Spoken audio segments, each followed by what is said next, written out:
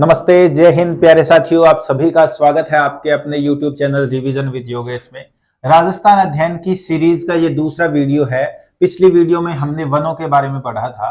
आज की वीडियो में हम वन और वन्य जीव संरक्षण के बारे में पढ़ेंगे कि वन्य जीवों का संरक्षण किस तरीके से किया जाता है। तो चलिए माँ सरस्वती का नाम लेके हम शुरुआत करते हैं कि वन हमारे पास में होते हैं, वो हमने देखे कि 3 तरीके के हमारे पास में वर्गीकृत किए होते हैं।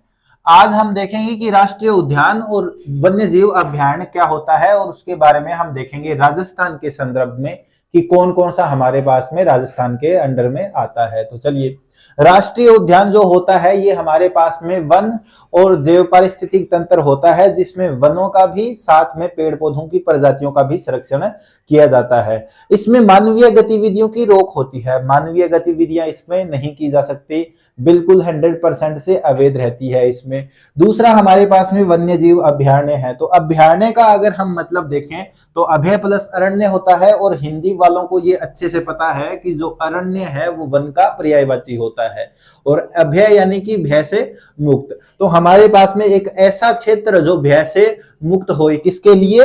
जीवों के लिए, वन्य जीवों के लिए भय से मुक्त जो क्षेत्र होता है वो अभयारण्य होता है। इसमें मानवीय गतिविधियां की जा सकती है पर सीमित समय के लिए, यानी कि जैसे हम बाघ चीता वो देखने जाते हैं, वो हम एक टिकट के थ्रू जाते हैं और हमारे पास में एक टाइम होता है फिक्स कि 9 से 5 बजे तक खुला रहेगा, उसके बाद में मानवीय गतिविधि बंद कर दी जाएगी। तो ऐसा जो क्षेत्र आता है वो वन्य जीव अभयारण्य के अंतर्गत आता है। इस वीडियो में हम देखेंगे कि राष्ट्रीय उद्यान राजस्थान में कौन कौन से हैं। सबसे पहले अगर हम राष्ट्रीय उद्यान की बात करें तो राष्ट्रीय उद्यान सबसे पहले जिम कॉर्बेट नेशनल पार्क जो बना था उत्तराखंड में, वो 1936 में बना था। सबसे पहला राष्ट्रीय उद्यान का दर्जा उसी को ही है। आज हम बात करते हैं कि राजस्थान में राष्ट्रीय उद्यान कौन कौन से हैं। तो ये 5 राष्ट्रीय उद्यान राजस्थान में देखने को मिलते हैं। एक सरिस्का जो अलवर में पाया जाता है, केवलादेव जो भरतपुर में पाया जाता है, मुकुंदरा हिल्स हमारे पास में जो रावत भाटा चित्तौड़ में देखने को मिलता है। अब ये रावत भाटा चित्तौड़ का कौन सा जगह है एक बार हम देख लेते हैं मैप के अंदर। तो देखिए हमारे पास में चित्तौड़गढ़ का जो नक्शा है वो यहाँ पे होता है, यहाँ पे ये चित्तौड़गढ़ मिलता है, ये चित्तौड़ होता है, और चित्तौड़ का ही हमारे पास में यहाँ पे कुछ हिस्सा है और इस हिस्से को ही बोलते हैं रावत भाटा। इस हिस्से को ही क्या बोलते हैं? रावत भाटा बोला जाता है। और इसी क्षेत्र में हमारे पास में मुकुंदरा हिल्स देखने को मिलता है, मुकुंदरा की पहाड़ियां देखने को मिलती है, और इस मुकुंदरा की पहाड़ियों के आसपास का जो क्षेत्र है वो राष्ट्रीय उद्यान के अंतर्गत लिया गया है। इसमें जो हमारे पास में बाघ प्रजाति है उसको संरक्षण दिया जाता है। अगले वाले की बात करें तो मरु राष्ट्रीय उद्यान है। मरु का मतलब मरुस्थल।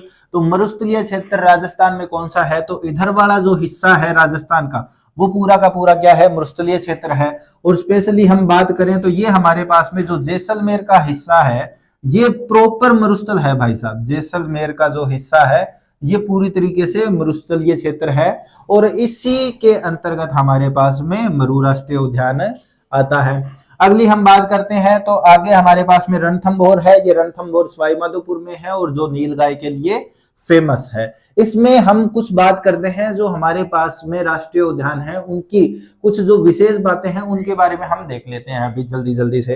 तो देखिए पहला केवलादेव राष्ट्रीय उद्यान है।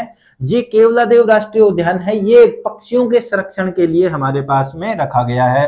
और इस केवलादेव राष्ट्रीय उद्यान में जो हमारे पास में पक्षियों का संरक्षण किया जाता है तो सबसे पहले कब किया गया था? तो ये 1971 में स्थापित किया गया था। सबसे पहले जो केवला राष्ट्रीय उद्यान है केवलादेव, ये 1971 में। उसके बाद में इसको राष्ट्रीय उद्यान का दर्जा दिया गया था।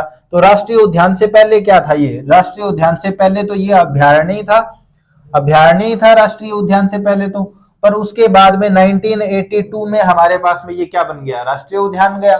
और राष्ट्रीय उद्यान बनने के 3 साल बाद में यानी कि 1985 में इसको यूनेस्को की धरोहर में भी शामिल कर लिया गया। तो यूनेस्को की धरोहर में कब शामिल किया गया?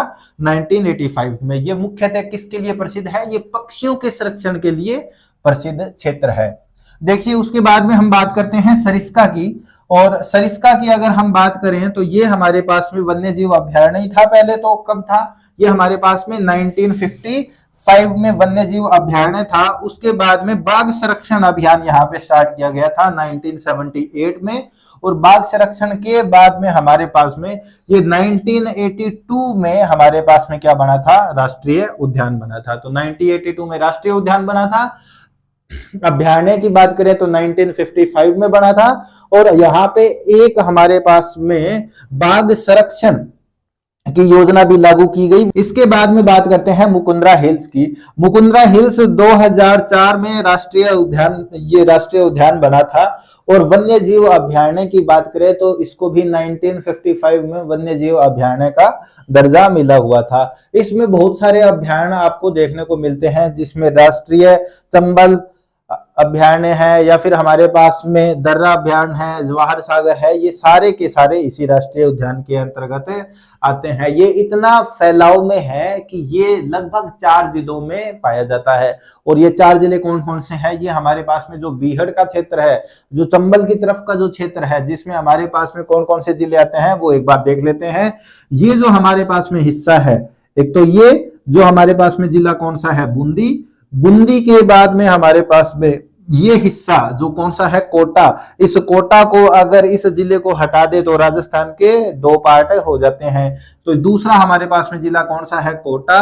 कोटा के बाद में अगर हम बात करें तो एक तो हमारे पास में आता है झालावाड़, और झालावाड़ के बाद में अगर हम बात करें तो एक आता है हमारे पास में ये बीच वाला हिस्सा जिसको बोलते हैं बारां। और बारां तो वास्तव में ही राजस्थान के क्या है, बाहर वाले क्षेत्र में ही आपको देखने को मिल रहा है, ये दिखाई पड़ता होगा। तो ये 4 जिले हमारे पास में किसमें है, मुकुंदरा हिल्स राष्ट्रीय उद्यान में आपको शामिल किए हुए मिलते हैं। अगर आपको वीडियो अच्छा लगा तो हमारे वीडियो को लाइक करें, अपने दोस्तों के साथ शेयर करें, सब्सक्राइब करें, और मिलते हैं अगली वीडियो में जिसमें हम वन्य जीव अभ्यारण्य के बारे में पढ़ेंगे।